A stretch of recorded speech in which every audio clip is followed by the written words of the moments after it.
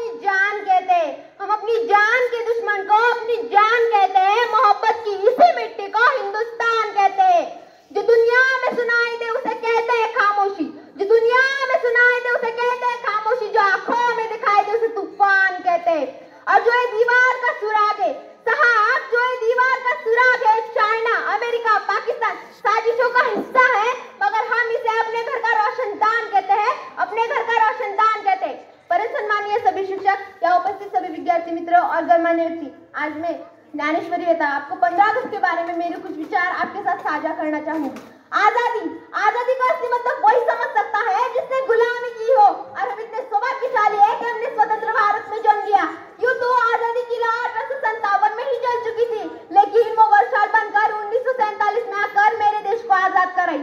प्राचीन, मध्यकालीन और वर्तमान भारत के उदाहरणों से स्पष्ट करना चाहूंगी कि जब हम फिरंगियों के फेरे में फंस गए थे, तब रंग दे बसंती चोला की एक आवाज पर टोलों के टोले उमड़ाते थे, और खून में आने वाला 5 से 5 डिग्री का तूफान अंग्रेजी शासकों की जड़ों में तूफान ला देता था। तब लोग मर जाते थे, मिट जाते थे, फांसी चढ़ जाते थे, क्योंकि वो भी अपनी देशभक्ति साबित कर रहे होते थे, क्योंकि ये उस दौर की देशभक्ति की कसौटी थी।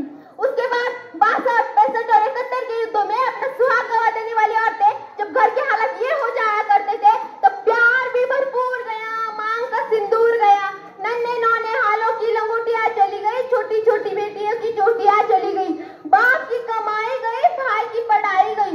ऐसा एक विस्फोट हुआ, पता ही चला नहीं कि पूरे जिस्म की कहीं बोटियां चली गई, पूरे जिस्म की कहीं बोटियां चली गई। आपके लिए तो एक आदमी मरा है साहब, किंतु मेरे घर की तो रोटियां चली गई, मेरे घर की तो रोटियां चली गई।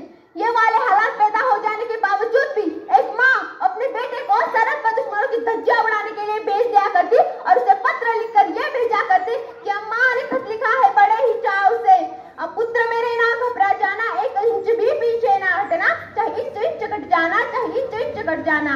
इस तरह पूरा परिवार अपनी देशभक्ति साबित कर रहा होता था। तब देश बलिदान मांगता था, तब देश लड़ जाने को कहता था, तब देश मर जाने को, मिट जाने को, फांसी चढ़ जाने को कहता था। किंतु आज देश लड़ जाने को नहीं कहता, आज देश मर जाने को, मिट जाने को, फांसी चढ़ जाने को नहीं कहता, बल्कि मेरे विचारों में यदि कोई व्यक्ति अपना काम पूरी ईमानदारी और पूरी लगन से करे ना, तो वही सच्ची देशभक्ति है।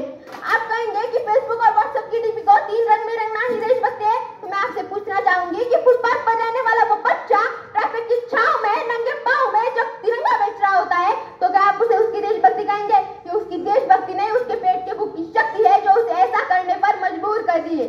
न मस्जिद को जानता है न सिवालों को, न मस्जिद को जानता है न सिवालों को। जो पेट के भूखे होते हैं ना, वो सिर्फ भोजन के निवालों को जानते हैं, वो सिर्फ भोजन के निवालों को जानते हैं। अपने परिवार, अपने समाज, अपने देश के लिए समर्पण का भाव है हमारी देशभक्ति, और हर एक देशद्रोही के जीवन में आने वाला तूफान है हमारी देशभक्ति, ताकि हर एक देशद्रोही समझ सके कि अगर तू परिंदा है तो ये आसमान तेरा है, अगर तू परिंदा है तो ये आसमान तेरा है, अगर तू दरिंदा है तो शमशान तेरा है।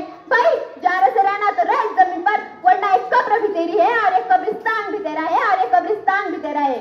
एक देशद्रोही से ज्यादा हमारी देशभक्ति तब बात होती है जब एक बेटा अपने माँ बाप को वृद्धाश्रम की चौखट पर छोड़ाता है।